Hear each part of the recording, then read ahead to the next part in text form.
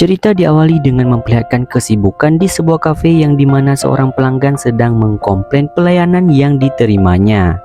Di tengah keributan itu, seorang karyawan bernama Gia berhasil menenangkan situasi dan mengembalikan suasana kondusif di kafe tersebut. Di saat waktu yang sama, ada seorang karyawan lain yang datang terlambat ke tempat kerja.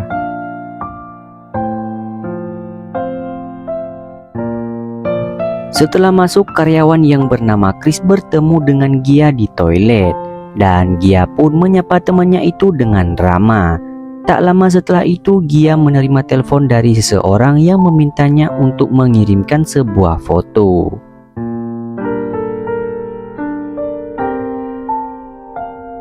Setelah itu, Gia kembali bekerja hingga jam istirahat tiba.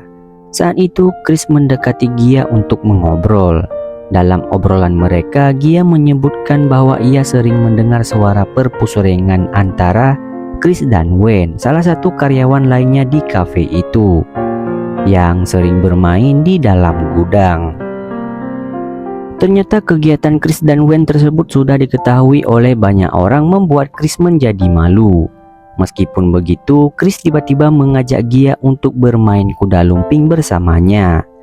Awalnya Gia menolak ajakan tersebut, namun Chris terus berusaha mengeluarkan segala cara agar tetap dapat bisa uhuy bareng dengan Gia. Hingga pada akhirnya Gia yang terpancing pun menyetujuinya. Tapi saat suasana sedang romantisnya, tiba-tiba sang manajer datang untuk menyuruh mereka kembali bekerja, dikarenakan pemilik kafe yang bernama Dani akan datang ke sana.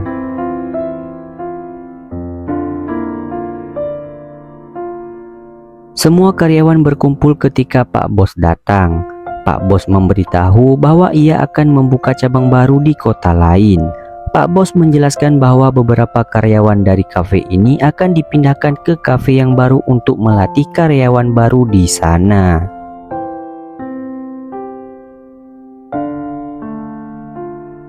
Di saat malam harinya, Gia dan Chris terlihat pulang bersama. Dalam perjalanan, Chris mengatakan Gia adalah tipe wanita idamannya.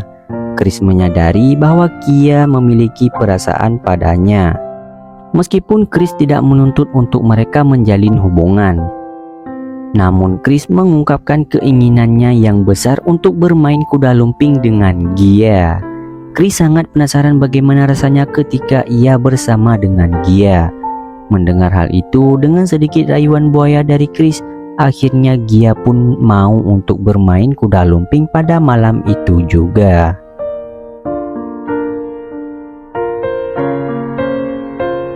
Keesokan paginya, tetangga kos Gia memberitahu bahwa ada seseorang yang mencari dirinya saat Gia sedang bekerja. Mendengar hal itu, Gia sedikit terkejut dan berpesan pada tetangganya itu untuk tidak mengungkapkan keberadaannya kepada orang tersebut.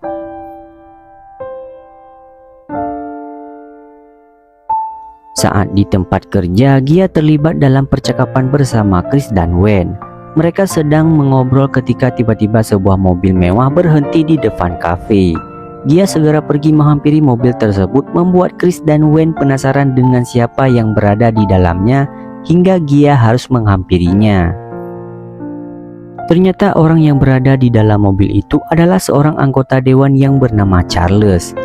Dan ternyata selama ini Gia telah menjadi cem-ceman Charles, meskipun hal itu tidak diketahui oleh rekan-rekan kerjanya. Saat itu Charles meminta Gia untuk berhenti bekerja dan menjanjikan akan menanggung semua kebutuhannya.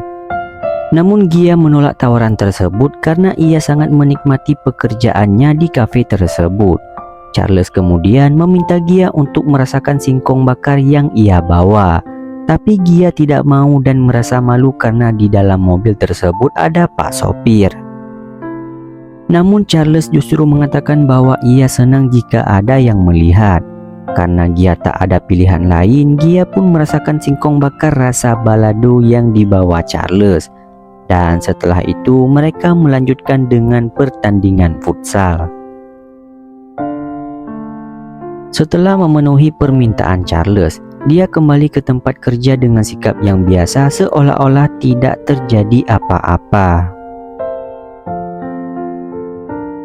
Setelah jam kerja selesai, Wen dan Chris mengajak Gia untuk pergi ke sebuah bar. Mereka di sana untuk menenangkan pikiran mereka.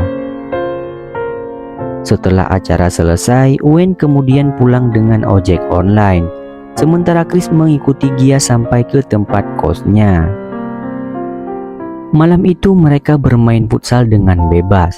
Chris dengan mudah menyetak gol ke gawang yang dijaga oleh Gia.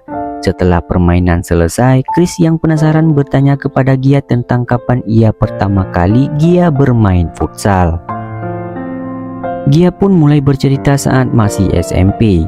Ia dipaksa bermain futsal dan pada waktu itulah gawangnya pertama kali dijebol.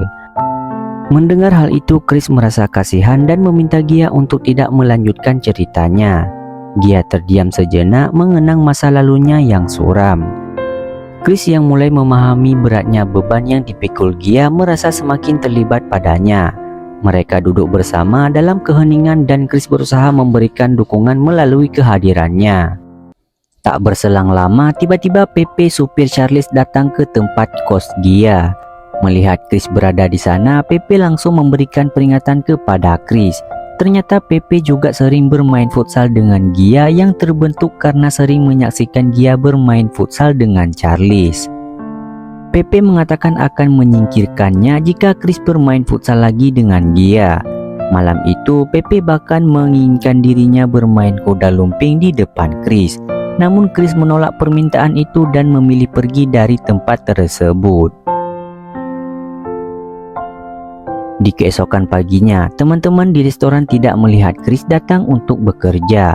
Salah satu karyawan bertanya kepada Gia tentang keberadaan Chris. Namun Gia tidak tahu di mana Chris berada dan kenapa dia tidak masuk kerja. Dan di waktu yang bersamaan, salah satu temannya melihat berita di media sosial yang memberitahukan sebuah kecelakaan yang melibatkan Charles dan juga sopirnya yaitu Pepe. Mendengar berita tersebut, Gia tidak bisa menahan air matanya. Meskipun hatinya hancur, ia mencoba bersikap tegar karena sedang bekerja. Tak lama kemudian, Gia dipanggil oleh Dani, pemilik restoran. Dani memberitahu bahwa ia ingin Gia bekerja di cabang kafe yang baru. Namun Gia menolak karena ia lebih ingin tetap bekerja di tempat itu. Dan di sini kita juga tahu kalau Gia juga memiliki hubungan pribadi dengan Pak Bosnya. Hubungan itu menambah kerumitan dalam hidup Gia yang sudah penuh dengan tekanan dan konflik. Ia merasa terjebak dalam situasi yang sulit yang dimana ia harus menghadapi kenyataan pahit dari masa lalunya dan hubungan-hubungan rumit yang melingkupinya. Dan di sini film pun selesai.